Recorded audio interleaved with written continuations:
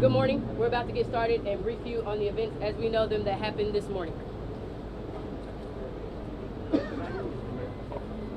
All right. Let me start off by saying that I'm a person who believes very, very strongly in the power of prayer, and that prayer changes things. And so I'm going to ask everyone, please join me in praying for the families of the folks who lost their lives today. Pray for the speedy recovery for those who are hurt and were injured in what happened today. But maybe even more to the point, we're a country and a city that needs prayer.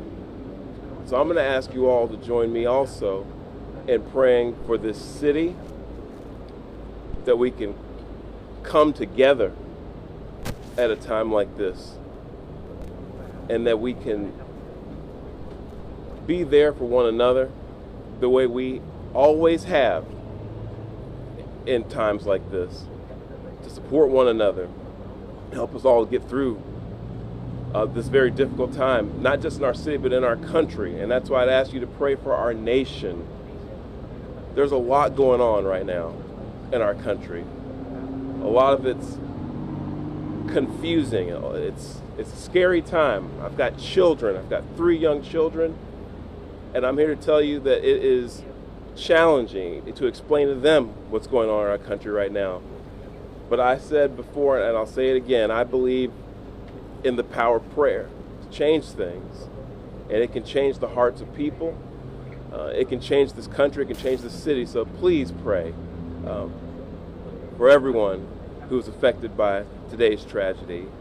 I also want to say thank you to the Dallas Police Department, and say thank you to the Dallas Sheriff's Department, Dallas County Sheriff's Department, Texas Department of Public Safety, and all of our various federal law enforcement partners who acted so quickly today to make sure that today's tragedy wasn't worse than what it was.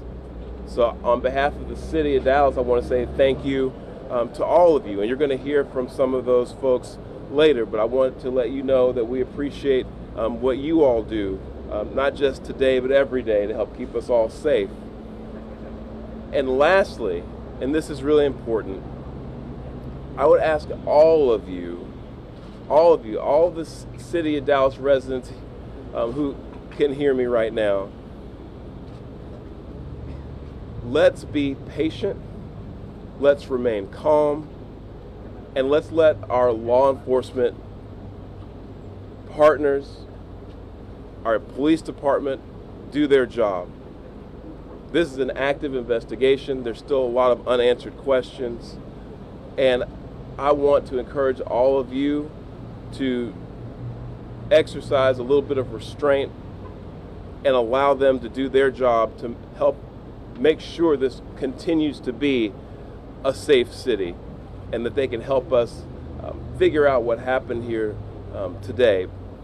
But with that, I want to say, again, thank you to all the folks who came out this morning from our law enforcement community. I'll turn it over to our police chief, Daniel Como, to speak a little bit more directly to the investigation itself.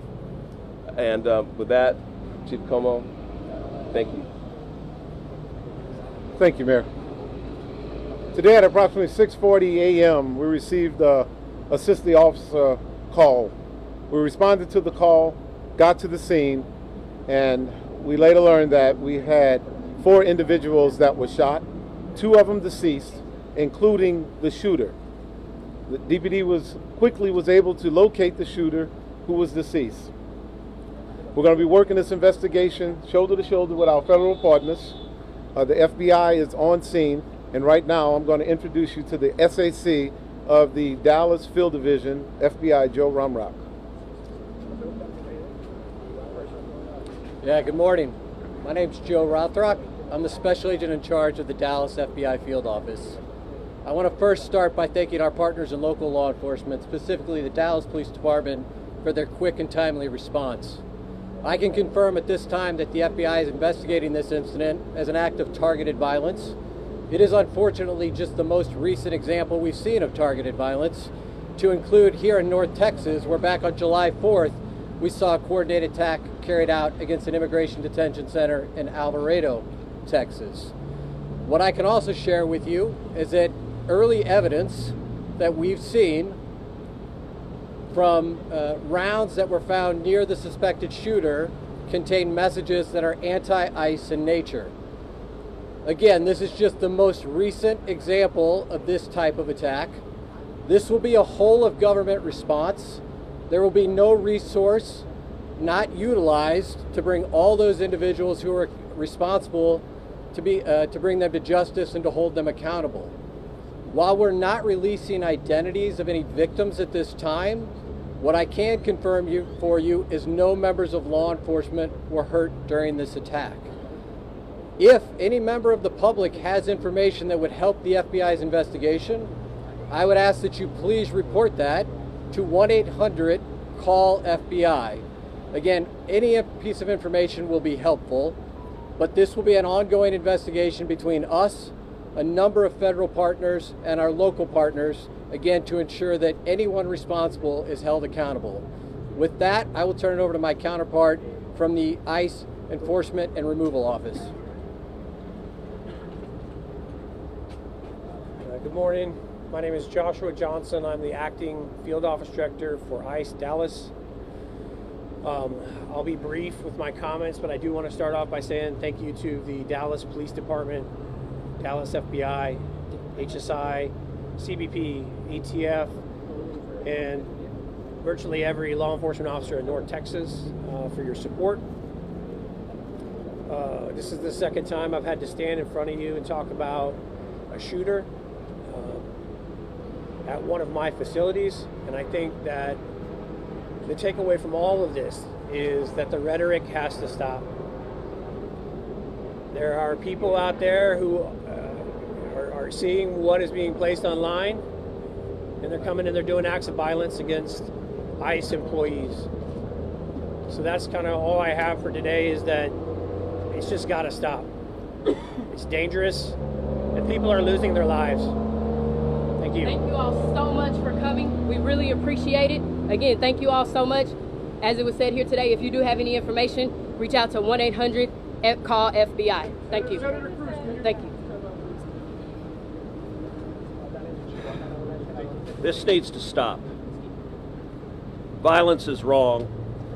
Politically motivated violence is wrong.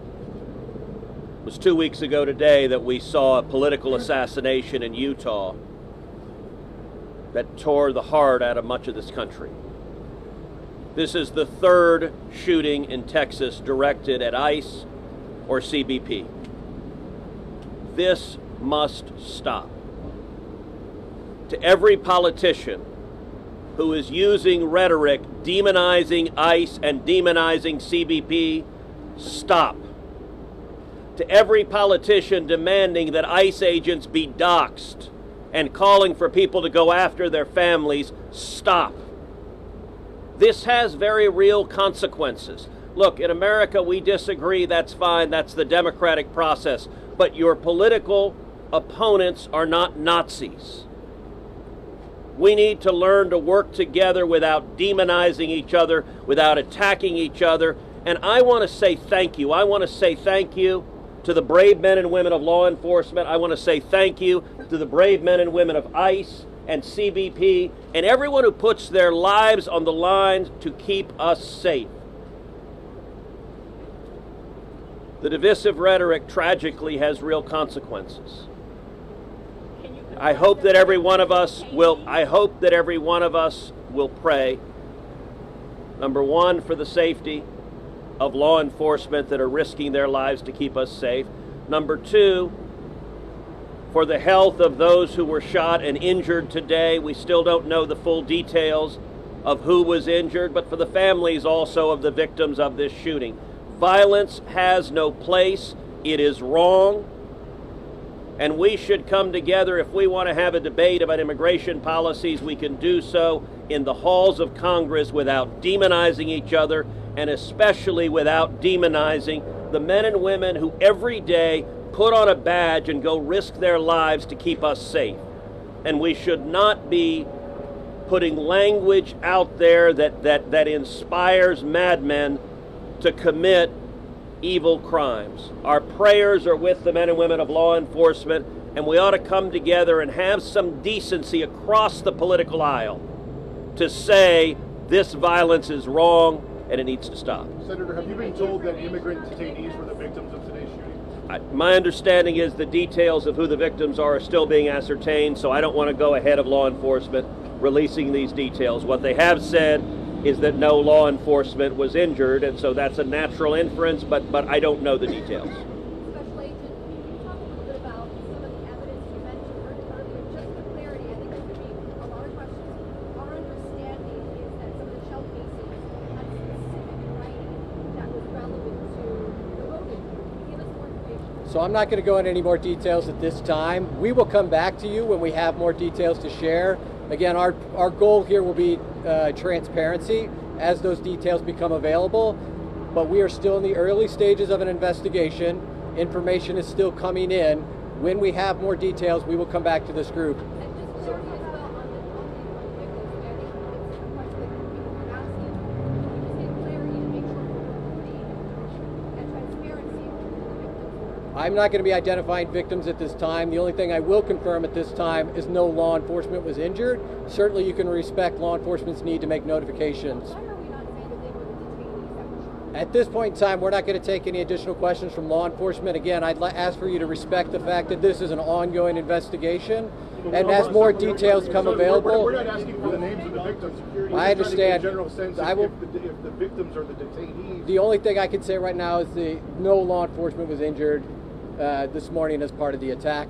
I won't be taking any more questions, neither will law enforcement at this time. We'll come back to you later today or in the coming days when we have additional information. Thank you for your time. Thank you for your time. Thank you a lot.